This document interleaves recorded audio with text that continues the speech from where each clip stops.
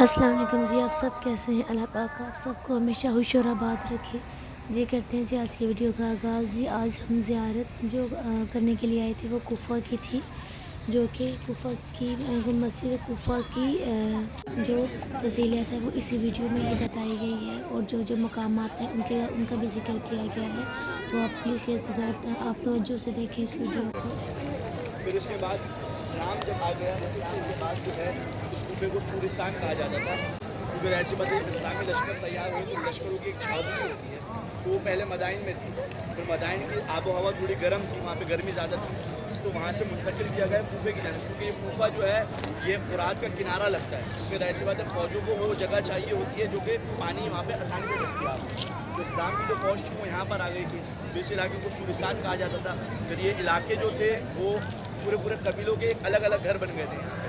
پھر مسجد کوفہ کی سب سے زیادہ فضیلت اس وقت ہوئی جب 36 ہجری میں امام علی ابن ابی طالب کوفے تشریف لے کر آئے ہیں، اور یہاں پر انہوں نے اپنا بیت الخلافہ جو تھا وہ کوفے کو قرار دیا، اور مسجد کوفہ کے اندر ہی میرے مولا کا گھر تھا، مسجد کوفہ کے اندر میرے مولا قضاوت کے اعمال انجام دیا کرتے تھے۔ یہ محراب میرے مولا کی یہاں پر ہے کہ یہاں پہ میرے مولا نماز پڑھایا کرتے تھے، یہ وہی مسجد ہے مسجد کوفہ کی جس کے منبر میں بیٹھ کے میرے مولا خطاب دیا کرتے تھے۔ یہاں پر بہت سارے مقامات موجود ہیں، اس کے بارے میں ابھی انشاءاللہ میں بتاتا ہوں۔ سب سے پہلے کہ اس مسجد کی فضیلت کیا ہے، زمین کے اوپر جنت کے 4 قصر ہیں، قصر بولتے ہیں جنت کے محلات کو، 4 قصر زمین پر موجود ہیں، ان میں سے ایک محل جو کہ جنت کا ہے وہ مسجد کوفہ ہے۔ اس کے علاوہ امام علی ابن ابی طالب علیہ السلام صلوات پڑھ رہے ہیں۔ اسی مسجد کوفہ میں میرے مولا نے لوگوں کو اکٹھا کیا کہ آؤ کوفے والوں، میں تمہیں اس مسجد کوفہ کی فضیلت بتاؤں، اس کوفے کی فضیلت میں تمہیں بتاؤں۔ کوفے کی فضیلت میرے مولا نے بتائی کہ اے لوگوں، پروردگار نے تمہیں جنت کے محلوں میں سے ایک محل عطا کیا گیا ہے، یہ جنت کے محلوں میں سے ایک محل ہے، اور کہا کہ یہ وہی جگہ ہے، یعنی مسجد کوفہ وہی جگہ ہے جہاں پہ جناب ادریس بیٹھ کر کپڑے سیا کرتے تھے، جہاں پر مقام ہے جناب خضر کا، یہ وہی جگہ ہے کہ جہاں پر اسی مسجد کوفہ ملتا ہے یہ کہ قرآن کی جو آیت ہے نا وَاصْنَعِ الْفُلْكَ بِأَعْيُنِنَا کہ اے نوح تم اپنی کشتی تیار کرو ہماری آنکھوں کے سامنے، ملتا ہے یہ کہ حضرت نوح نے جو اپنی کشتی تیار کی وہ مسجد کوفہ کے صحن میں تیار کی، اور ملتا ہے یہ کہ اسرافیل جب سور پھونکے گا، یعنی قیامت کا جب اسرائیل سور پھونکے گا تو اسرائیل جس جگہ سے سور پھونکنا شروع کرے گا وہ مسجد کوفہ ہے۔ اسی طریقے سے پروردگار کو جو سب سے پہلے عبادت کی گئی ہے، پروردگار کو سب سے پہلے سجدہ کیا گیا ہے وہ یہی مسجد کوفہ تھی کہ جہاں سے پروردگار کی عبادت شروع کی ہے فرشتوں نے۔ اس کے علاوہ مسجد کوفہ تمام انبیاء کی گزرگاہ رہی ہے، ہر نبی یہاں پر آیا اور ہر نبی نے یہاں پر کیا ہے عبادت کی ہے، اس کے اندر چاہے جناب ابراہیم ہو، خود امام زین العابدین ہو، اس کے علاوہ حضرت خضر ہیں، اور اس کے علاوہ بہت سارے نبیوں کی گزرگاہ رہی ہے۔ ملتا ہے یہ کہ 360 نبی جو ہیں وہ اس مسجد سے گزرے اور یہاں پر نماز پڑھی، اس کے علاوہ 600 اوصیاء جو ہیں وہ اس کوفہ کے اندر کیا ہے دفن ہے، اس لیے 360 نبی جو ہیں وہ اسی کوفے کے اندر کیا ہے دفن ہے، ظاہر سی بات تاریخ گزر گئی ہے۔ اس کے علاوہ جو ہے وہ ملتا ہے کہ یہ جب امام مہدی عجل اللہ تعالیٰ فرجہ شریف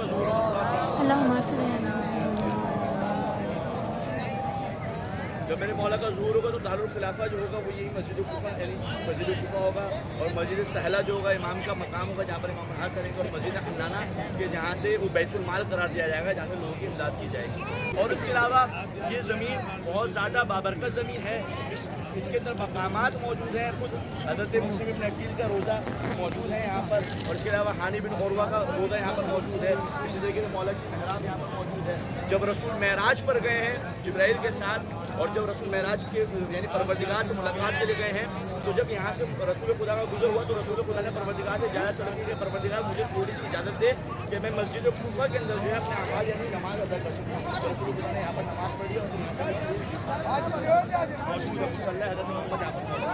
اس کے علاوہ یہاں پر بہت سے مقامات مقام حضرت ابراہیم یہاں پر موجود ہے، مقام حضرت خضر یہاں پر موجود ہے، مقام امام زین العابدین یہاں پر موجود ہے، مقام جعفر صادق یہاں پر موجود ہے۔ میرے مولا بیٹھ کر یہاں پر قضاوت کیا کرتے ہیں، مسجد کے اندر بیٹھ کے قضاوت کرنا مکروہ ہے سوائے علی ابن ابی طالب کے۔ میرے مولا یہاں پر بیٹھ کے قاضی تھے، لوگ اپنے فیصلے یہاں پر یہ مسئلہ ہے۔ بیت الطش کا واقعہ بہت مشہور ہے انشاءاللہ، اب وہ سچ کیا بولا کہ بیت الطش کا واقعہ کیا تھا۔ جب ایک عورت کے اوپر الزام لگایا گیا تھا تو اس کو مولا علی کے پاس لے کر آئے ہیں، یہاں پر مولا نے فیصلہ کیا، دقت القضاء یہاں پر موجود ہے کہ جس جگہ پر بیٹھ کے میرے مولا فیصلے کیا کرتے ہیں۔ اسی طریقے سے مختار ثقفی علیہ السلام کا مرکز یہاں پر موجود ہے، کبھی ان کی زیارت کریں گے تو انشاءاللہ یہ مسجد بہت زیادہ بفضیلت ہے۔ ملتا ہے یہ کہ اگر اس مسجد کے اندر मुस्तहब नमाज पढ़ी जाए तो वो उम्रे का सवाब रखती है, अगर वाजिब नमाज पढ़ा जाए तो वो हज का सवाब रखती है।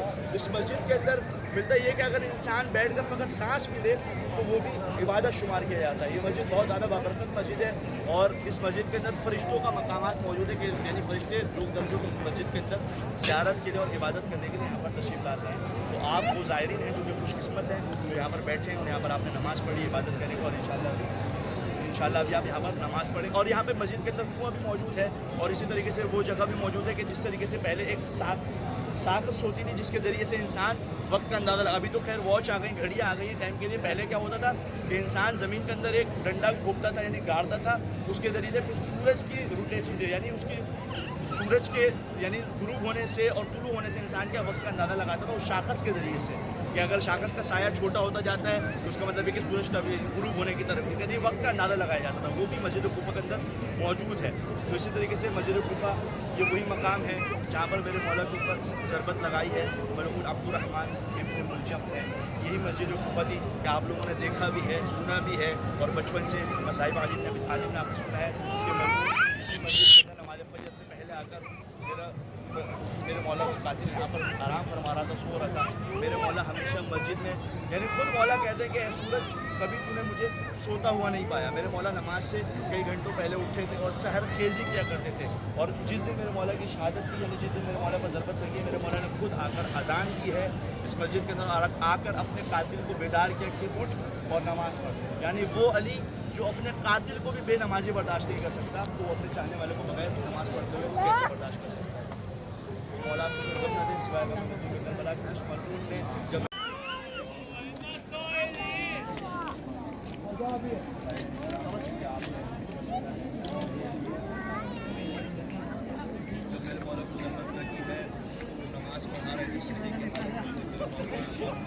जब रुक कीजिए और आके देखिए कि वो अली और बतूल की बेटियां जो जब कभी मदीना मस्जिद नबी के अंदर रसूल की बरकत की ज़ियारत के लिए जाया करती थी तो ये उन रातों का इंतज़ार किया करती थी कि जिन रातों के अंदर रात में चाँद की रोशनी नहीं हुआ करती थी, कि जिन रातों में चाँद नहीं नमूदार होता उन रातों में ये रसूल की बरकत की ज़ियारत के लिए जाया करती थी।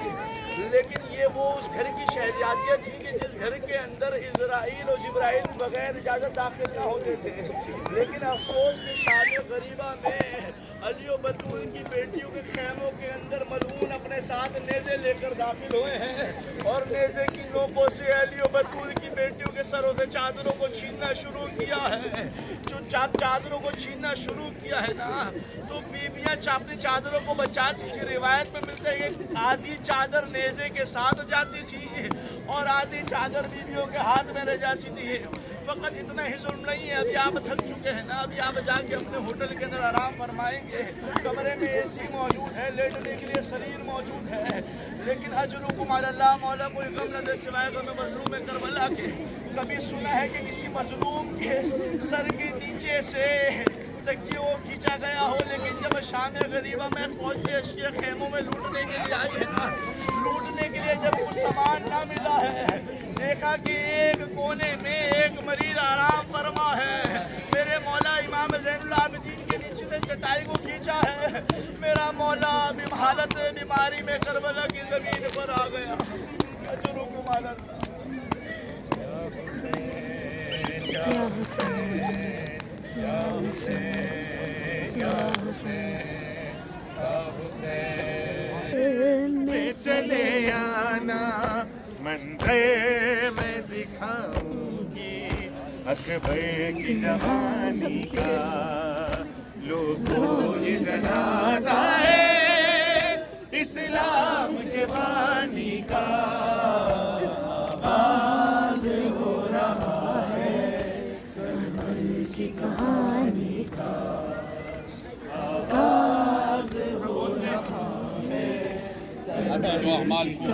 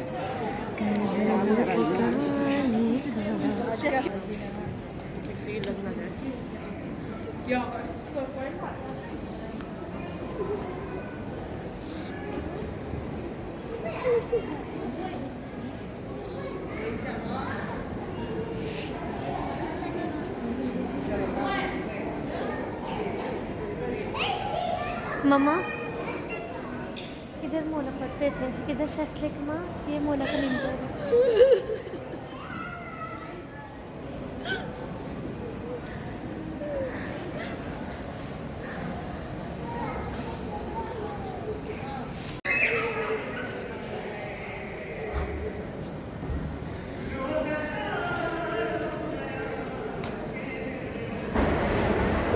ये हमारे मौला जहाँ पे बैठ के फैसले किया करते थे, ये वो मेंबर है।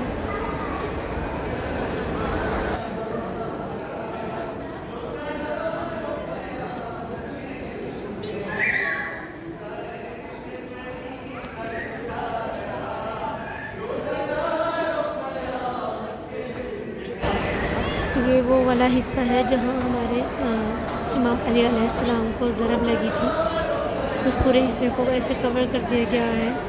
और इस जाली से मैंने पूरी कोशिश की थी कि मैं आपको दिखाऊं। ये वो हिस्सा जहाँ पे हमारे मौला नमाज जो है बाजमात करवा रहे थे, जब मेरे मौला पर वार किया गया था।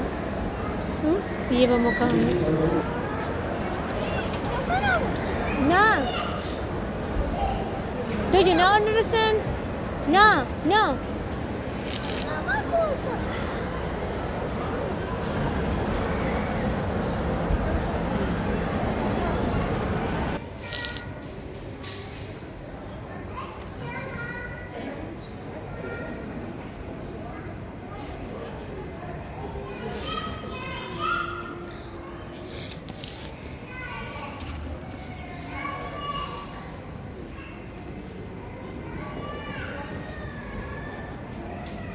जी आज की वीडियो इधर ही ख़त्म करते हैं। आप अपना बहुत सा ख्याल रखिएगा, दुआ में याद रखिएगा।